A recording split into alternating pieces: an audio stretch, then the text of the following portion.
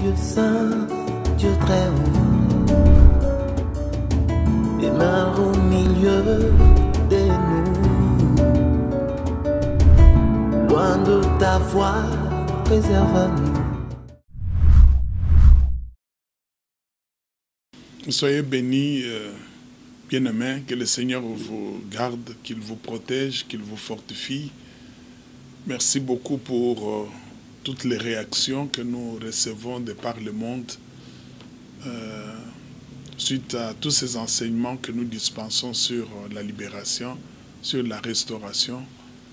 Et nous vous encourageons à appeler, nous vous encourageons à écrire, nous vous encourageons à entrer en contact avec nous ou avec des serviteurs de Dieu qui sont proches, plus proches de vous, pour que vous soyez aidés.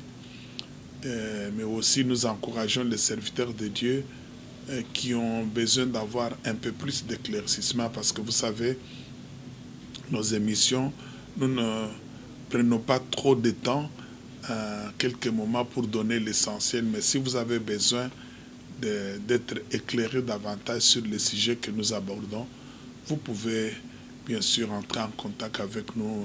Nous sommes disposés à vous aider. Nous sommes en train de parler de la délivrance des envoûtements. Un envoûtement, c'est une opération maléfique, c'est un maléfice de sorciers, de magiciens, de malfaiteurs, qui consiste à faire du mal à une autre personne, à une famille, à un couple, etc. Nous avons expliqué depuis le commencement ce que c'est un envoûtement, comment ça se manifeste, qu'est-ce que la Bible enseigne là-dessus. La dernière émission que vous pouvez télécharger, je vous encourage à le faire. Et là, nous avions parlé de comment discerner un envoûtement. Nous avons donné quelques éléments. Mais je voulais ajouter à ces éléments-là, je voulais vous informer que il y a plusieurs sortes d'envoûtements. Il y a plusieurs sortes d'envoûtements ici. Je parle brièvement de 4 sortes d'envoûtements. Il y a premièrement l'envoûtement d'initiation. L'envoûtement d'initiation, c'est cet envoûtement qui bloque en quelque sorte le système immunitaire spirituel d'une personne dans le but d'introduire dans la personne un mauvais esprit, un esprit de sorcellerie, un esprit de magie, un esprit de l'occultisme et tout ça. C'est qu'on envoûte la personne pour pouvoir l'empêcher de discerner, pour pouvoir l'empêcher de refuser ce que le monde des ténèbres veut lui communiquer. Ça, on appelle ça envoûtement d'initiation. Parce qu'on veut initier quelqu'un dans l'ésotérisme, on veut initier quelqu'un dans la magie, dans la sorcellerie. Et cet envoûtement, ça peut passer par des scandales, ça peut passer par le viol, ça peut passer par beaucoup d'autres choses. Et la personne ne sait pas que cela a été utilisé tout simplement parce qu'on veut la bloquer, l'empêcher de refuser ce qu'on va lui donner. Et ça se passe sur le plan spirituel. Un autre envoûtement, c'est l'envoûtement d'exploitation. L'envoûtement d'exploitation, c'est cet envoûtement qui permet à l'envoûteur, à l'enchanteur, d'exploiter matériellement, ou même spirituellement, ou intellectuellement, financièrement, la personne qu'on a envoûtée. C'est qu'on a envoûté la personne pour l'exploiter. Et cette exploitation peut être sur le plan intellectuel. Nous avons déjà eu à travailler dans la vie d'un sorcier, d'un grand sorcier qui était étudiant à l'université et qui avait l'habitude d'envoûter ses collègues. Et les collègues qu'il envoûtait, c'était les plus intelligents de l'auditoire. Il envoûtait ces collègues-là et prenait leur intelligence, utilisait leur intelligence. Lui réussissait, passait des classes et les autres échouaient malgré leur intelligence. C'est qu'il y a des envoûtements comme ça d'exploitation. Il y a des gens qu'on a envoûtés pour l'exploiter financièrement. Son argent, il va commencer à l'utiliser pour les comptes de ceux-là ou de celui, celle qu'il a envoûté. C'est pourquoi vous voyez des femmes qui vont consulter des féticheurs. Je voudrais que tu me fasses le fétiche, que cet homme-là m'aime beaucoup et qu'il me donne l'argent, ainsi de suite. Le féticheur, le marabout, lui fait beaucoup de choses. On lui demande de mettre dans son repas, etc. Et la personne commence à donner à la femme tout ce dont elle a besoin. Et la personne ne peut pas se rendre compte qu'elle a été envoûtée. Elle va te parler de l'amour, mais au fait, ce n'est pas un problème d'amour. On a tout simplement conditionné son intelligence, ses sentiments.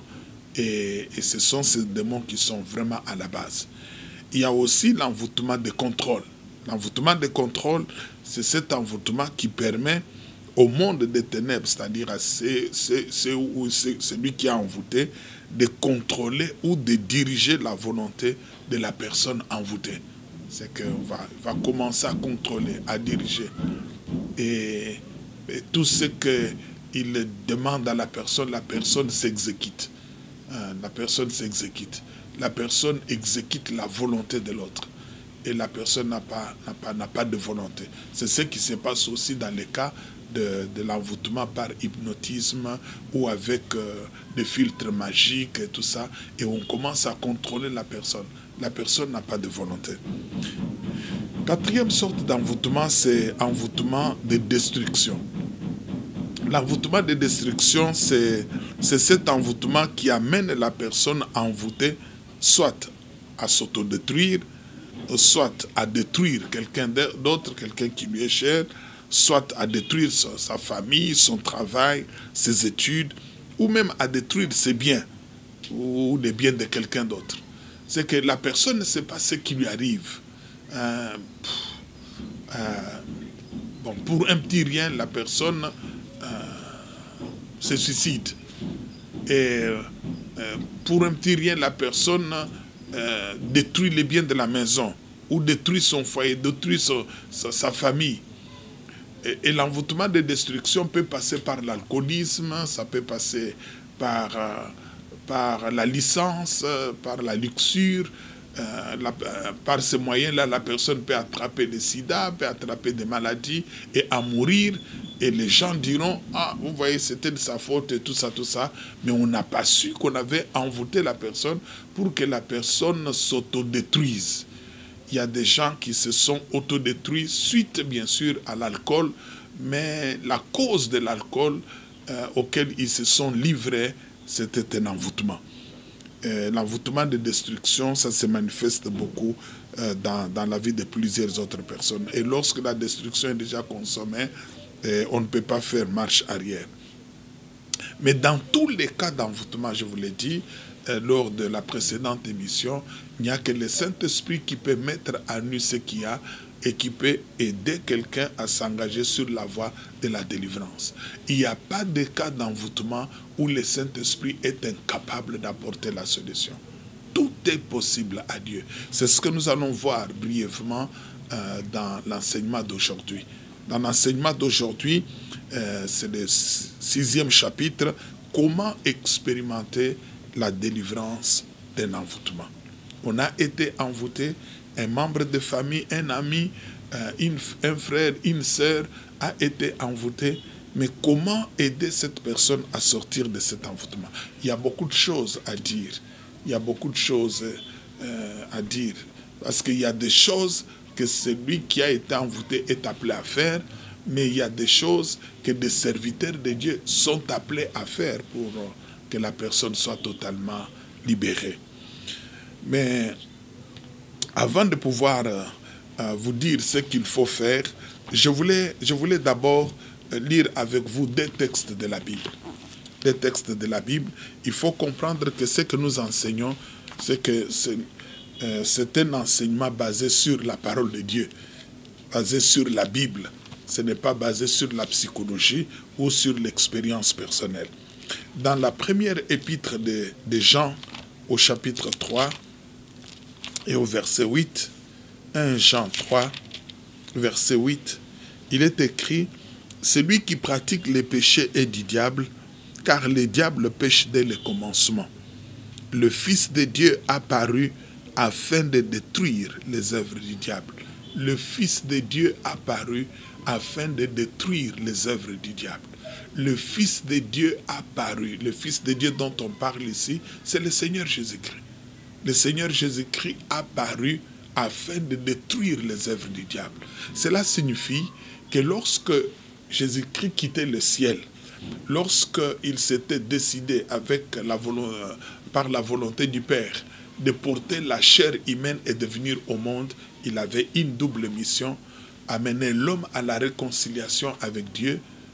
Et ça, c'est le premier aspect de sa mission, mais le deuxième aspect, c'était de détruire les œuvres du diable. Exactement ce que Dieu avait dit au serpent, la postérité de la femme t'écrasera la tête. Et lorsque le Seigneur est venu, c'était avec cette mission-là. Et vous devez savoir que les envoûtements font partie des œuvres du diable, que le Seigneur Jésus-Christ était venu détruire. Lorsque le Seigneur Jésus-Christ sur la croix a déclaré « Tout est accompli », cela voulait dire aussi, et voulait dire premièrement que la porte du ciel est ouverte aux êtres humains. Que tout celui qui va se repentir, qui va l'accepter, va trouver grâce devant Dieu, va se réconcilier avec le Tout-Puissant et aura la vie éternelle. Mais deuxièmement, tout est accompli voulait dire le diable, son organisation et ses œuvres ont été détruits. Jésus a détruit cela, c'est pourquoi plus tard, lorsque l'apôtre Paul a écrit aux Colossiens, il a dit, il a dépouillé les dominations, les principautés, les autorités, il les a exposées en spectacle en triomphant d'elles par la croix. Jésus a triomphé, il a vaincu le diable, il a vaincu les démons, il a vaincu les anges déchus, il a détruit les œuvres du diable. Et si ces œuvres persistent encore, c'est parce que les gens ne connaissent pas Jésus, ne se confient pas en Jésus, ou parce que les diables continuent à induire les gens en erreur. C'est la raison pour laquelle le Seigneur permet que nous puissions parler de ces choses à travers les moyens que nous avons utilisés, afin que vous découvriez la vérité. Il a dit, vous connaîtrez la vérité, et la vérité vous affranchira. Et si le Seigneur avait vaincu le diable, avait détruit les œuvres de Satan, entre autres les envoûtements sur la croix, c'était pour que nous puissions bien sûr hériter de cette victoire, de l'autorité sur Satan et sur toutes ses œuvres. Et aujourd'hui, nous pouvons bien sûr nous permettre de détruire ces œuvres, de détruire les envoûtements au nom du Seigneur Jésus-Christ. Voyez ce que l'apôtre Paul écrit aux Corinthiens, dans la deuxième épître de Paul aux Corinthiens, au chapitre 10, verset 3 jusqu'au verset 6. 2 Corinthiens, chapitre 10, verset 3 à 6. Il est écrit ceci, « Si nous marchons dans la chair, nous ne combattons pas selon la chair, car les armes avec lesquelles nous combattons ne sont pas charnelles, mais elles sont puissantes par la vertu de Dieu pour renverser des forteresses.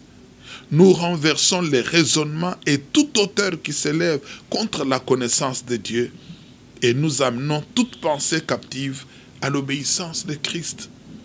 Nous sommes prêts aussi à punir toute désobéissance lorsque votre obéissance sera complète. » Il dit, si nous marchons dans la chair, nous qui avons accepté Jésus-Christ comme Seigneur et Sauveur, nous ne combattons pas selon la chair. Les armes avec lesquelles nous combattons ne sont pas charnelles. Elles sont puissantes par la vertu de Dieu pour renverser les forteresses. C'est-à-dire pour détruire les œuvres du diable, pour anéantir. Et parmi ces œuvres que nous sommes appelés à détruire, il y a les envoûtements, les enchantements, les sortilèges, les maraboutages et tout ce que les démons produisent. Toutes ces œuvres-là qui permettent aux démons d'agir. Alors, que faut-il faire pour expérimenter la délivrance? Si vous êtes concerné par la situation des envoûtements et vous avez pris conscience que vous vivez sous cette emprise-là, vous avez été ensorcelé à cause de cela, vous souffrez psychologiquement, vous souffrez physiquement, vous souffrez de telle ou telle autre manière, où vous réalisez que des limites vous ont été imposées, vous n'êtes pas libre, et ainsi de suite. La première chose qu'il faut faire, il faut se repentir et accepter Jésus-Christ dans votre vie comme Seigneur et Sauveur. Si au cas où vous ne l'aurez pas encore fait. Ça, c'est la première chose et la plus grande chose. Il y a des démons qui ont déjà quitté certaines personnes dès que ces personnes-là se sont converties et ont accepté Jésus-Christ dans leur vie comme Seigneur et Sauveur. Dès que ces personnes ont reconnu que Christ était mort sur la croix pour elles, a versé son sang, et après sa mort, 3 jours après, il est sorti de la tombe et il vit. Il se tient à la porte de leur cœur, il frappe. Et ces gens-là ont dit, Seigneur, je t'accepte, je crois en toi. Quelque chose s'est passé. Souvenez-vous de ce qu'il avait dit à cet homme qui avait été crucifié avec lui, à ce brigand. Et lorsque le brigand dit, souviens-toi de moi, Seigneur, lorsque tu reviendras. Et le Seigneur lui a dit, aujourd'hui même, tu seras avec moi au paradis. Si de tout ton cœur, tu prends la décision d'accepter Jésus comme Seigneur et Sauveur, tes péchés te seront pardonnés et tu vas avoir la vie éternelle. Le Seigneur va venir dans ton cœur. C'est que la première chose, c'est de se repentir, de reconnaître que vous êtes pécheur, que vous avez fait ce qui est mal aux yeux du Seigneur et de prendre la décision de renoncer à ce mal. Et la deuxième chose qu'il faut faire, il faut se débarrasser de ce péché. Il faut se débarrasser, bien sûr, de tout ce qui a des rapports avec des gris-gris, avec des fétiches, Il y a des gens qui, lorsqu'ils se retrouvent dans des difficultés, parce qu'ils n'ont pas été bien instruits dans les choses de Dieu, et ils se sont accrochés au chapelet, ils se sont accrochés à l'eau bénite, ou à l'eau d'Enkamba, ou à l'eau de Lourdes, ils se sont accrochés à la statue de la Vierge, ou à la statue de Bouddha, etc. Ils ont cru que là, le secours, la délivrance viendra par ces moyens-là. Et il y en a qui passent tout leur temps à jeter tel eau dans leur maison, croyant vraiment par là détruire les envoûtements. Il y en a à qui on a donné des poudres, on a donné des parchemins, à qui on a donné des parfums travaillés au cimetière ou je ne sais pas moi où, et pour qu'ils puissent utiliser afin de briser l'envoûtement. Frères, sœurs, l'envoûtement ne se brise pas par ces moyens-là. Au contraire, ces moyens-là permettent aux démons de renforcer l'envoûtement, de travailler davantage. Parfois, vous pouvez recevoir ces choses et trouver un semblant de calme, un semblant de paix. Mais ce n'est qu'un trompe-l'œil. On vous a induit en erreur. Demain, le lendemain, la situation pourrait revenir. Et parfois, si ça ne revient pas de la même manière, ça va revenir autrement. Il faut vous débarrasser de ces choses. Le salut ne se trouve pas dans ces choses, dans ces gris-gris, ne se trouve pas dans ces fétiches, dans ces ficelles. Le salut ne se trouve pas dans les parfums ou même dans cette eau-là, soi-disant bénite. Le salut ne se trouve pas dans ces statues, etc. Le salut se trouve dans une personne et cette personne, c'est le Seigneur Jésus-Christ.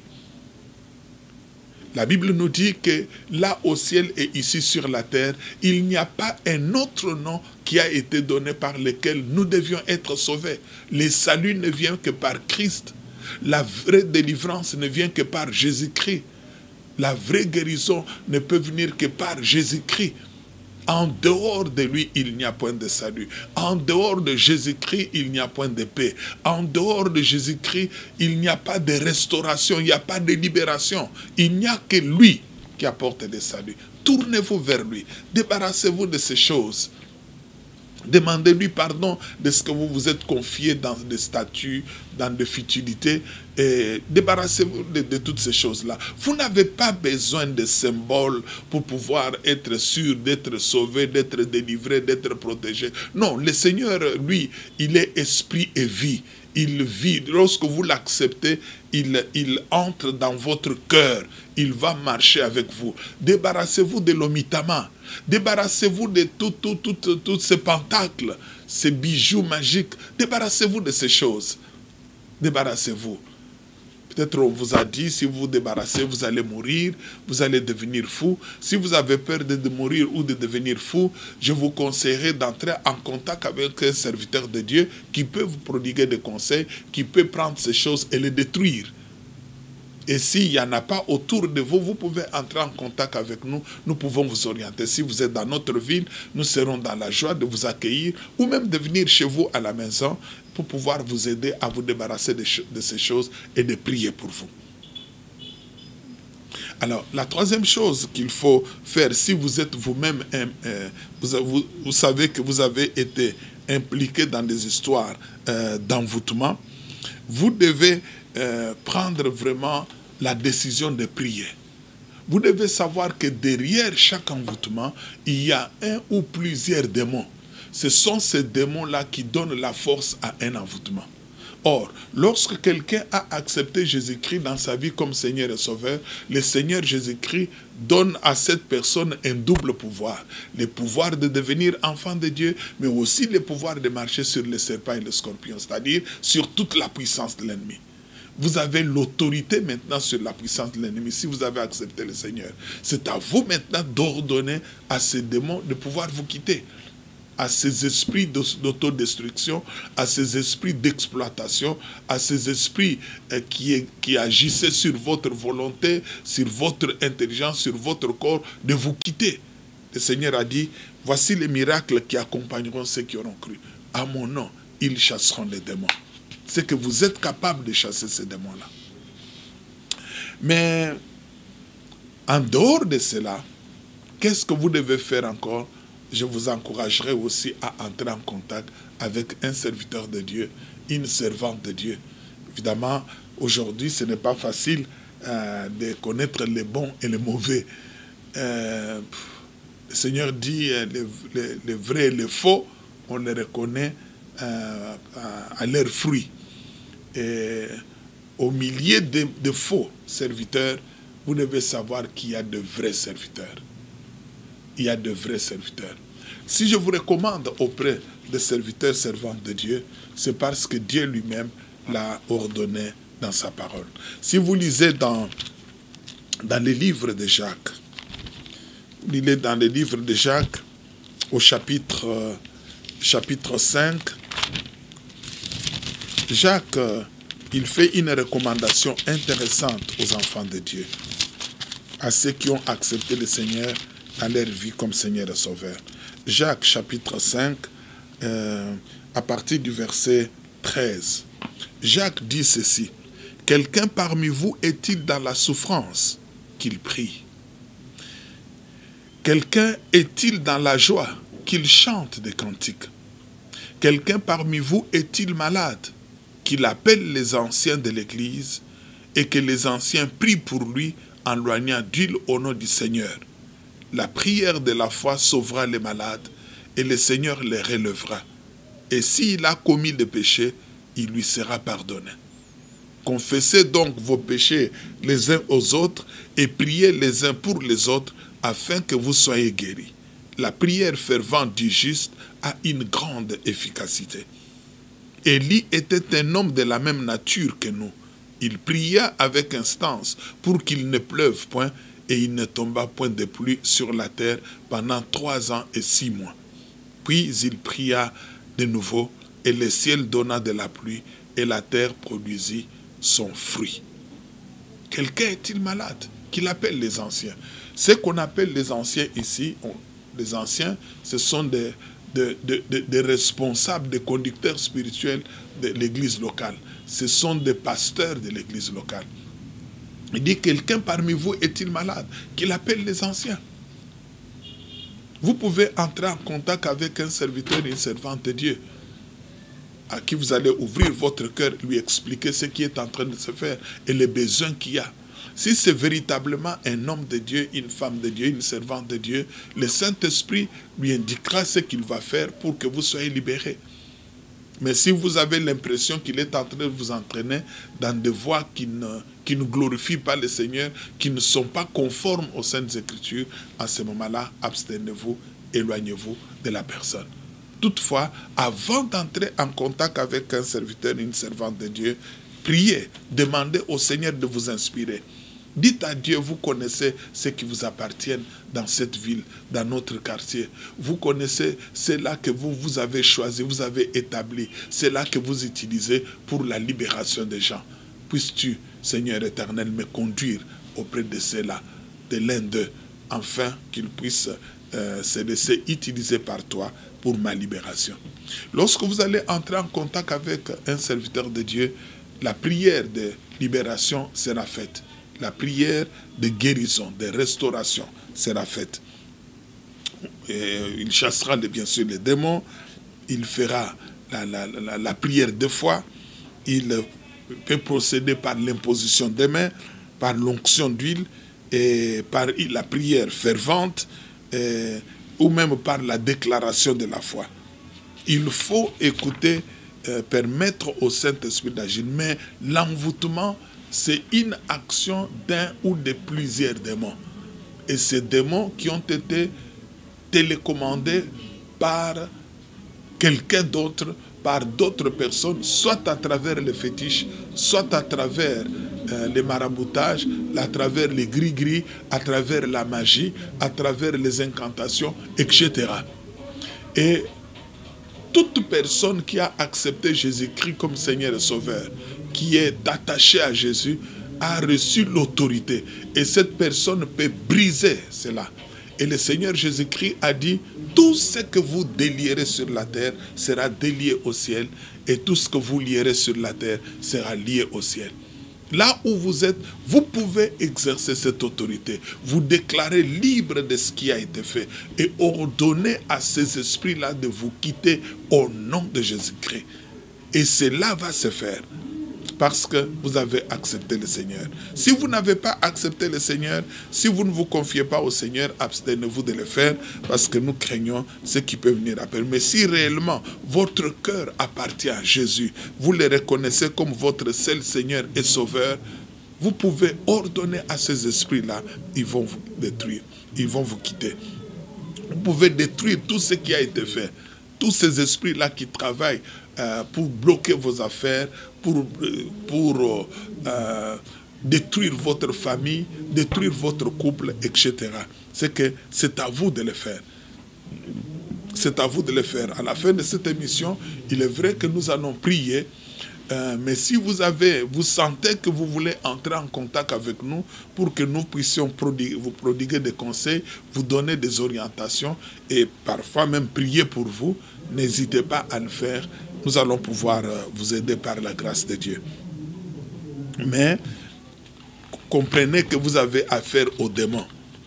Vous avez affaire aux démons. Qu'on ne vous dise pas que ce qui s'est passé, vous ne pourrez jamais vous en défaire. Qu'on ne vous le dise pas. Qu'on ne vous dise pas cela. Parce que la personne qui a fait, c'est un être humain qui a travaillé avec des démons. Quel que soit les niveaux qu'il a dans la sorcellerie, dans la magie, quelles que soient les relations que vous pourrez avoir avec cette personne, et peut vous dire, vous êtes mon sang, vous ne pouvez pas m'échapper, etc. Il y a une personne qui est au-dessus de cette personne-là. La personne qui est au-dessus de cette personne-là, c'est le Seigneur Jésus-Christ, le Fils du Dieu vivant. C'est lui qui n'a pas eu de commencement et qui n'aura jamais de fin. Celui par qui tout a été fait et celui pour qui tout a été fait. Vous aviez été fait par Jésus et pour Jésus. Vous n'aviez pas été fait par Satan et pour Satan. C'est pourquoi, si vous invoquez Jésus de tout votre cœur, il viendra parce que vous lui appartenez. Et c'est lui qui vous a créé. Et aussi, il vous aime. Il a quitté le ciel pour vous. Il a quitté le ciel pour vous sauver. Il a dit dans sa parole, je suis venu chercher et sauver ceux qui étaient perdus. Vous êtes parmi ceux-là. Et sa parole nous dit, car Dieu a tant aimé le monde, qu'il a donné son Fils unique, afin que quiconque croit en lui ne périsse point, mais qu'il ait la vie éternelle.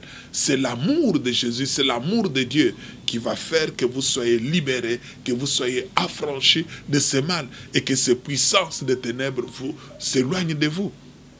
Maintenant même où je suis en train de parler, je sens qu'elle est en train d'agir là où vous êtes, pour pouvoir vous libérer, pour pouvoir vous affranchir, pour pouvoir vous restaurer, vous guérir. Le Saint-Esprit est en train d'agir là où vous êtes. C'est pourquoi je vais pouvoir prier avec vous. Si vous n'avez pas encore accepté Jésus-Christ comme Seigneur et Sauveur, vous allez répéter cette prière après moi. Je vais vous aider à inviter Jésus-Christ à venir dans votre vie. Et ensuite, je prie pour vous. Fermez les yeux là où vous êtes et priez. Dites, Seigneur Jésus-Christ, je viens à toi aujourd'hui, car je reconnais que je suis pécheur. J'ai dirigé ma vie moi-même et j'ai fait ce qui est mal à tes yeux. Je mérite ce qui m'arrive, mais je te prie de me pardonner. Je crois que tu étais mort sur la croix pour moi. Tu as versé ton sang pour me sauver. Tu as vaincu la mort. Tu es sorti de la tombe 3 jours après pour me réconcilier avec Dieu. Aujourd'hui, j'ouvre la porte de mon cœur. Viens dans ma vie. Je t'accepte comme mon seul Seigneur et Sauveur. Je renonce à Satan. Je renonce aux démons. Je renonce aux alliances faites avec le monde des ténèbres. Au nom de Jésus-Christ, je me confie en toi. Délivre-moi des envoûtements et des puissances maléfiques. Merci mon Seigneur. Je vais prier pour vous. Au nom du Seigneur Jésus-Christ, le Fils du Dieu vivant, celui qui est mort sur la croix pour vous, qui a vaincu le diable, qui a vaincu la mort et le séjour des morts. Je vous déclare libre de Satan. Je vous déclare libre des démons. Je vous déclare libre de toutes les alliances que vous avez faites avec le monde des ténèbres. Je vous déclare libre de toute forme d'envoûtement qui trouble votre vie, votre foyer, vos activités et votre avenir. Soyez-en libérés maintenant au nom de Jésus-Christ. Vous, esprit impur, qui êtes à la base de cette situation, je vous lis maintenant au nom de Jésus et vous commande de quitter cet homme, cette femme, cette famille, cet enfant. Libérez-les immédiatement. Allez demeurer dans les abîmes des ténèbres au nom de Jésus-Christ. Cher Saint-Esprit, achève dans la vie de mon frère, ma soeur, dans sa famille, dans ses biens, le travail que tu as commencé. Et cela au nom du Seigneur Jésus-Christ. Amen. Dieu saint, Dieu très haut, demeure au milieu de nous.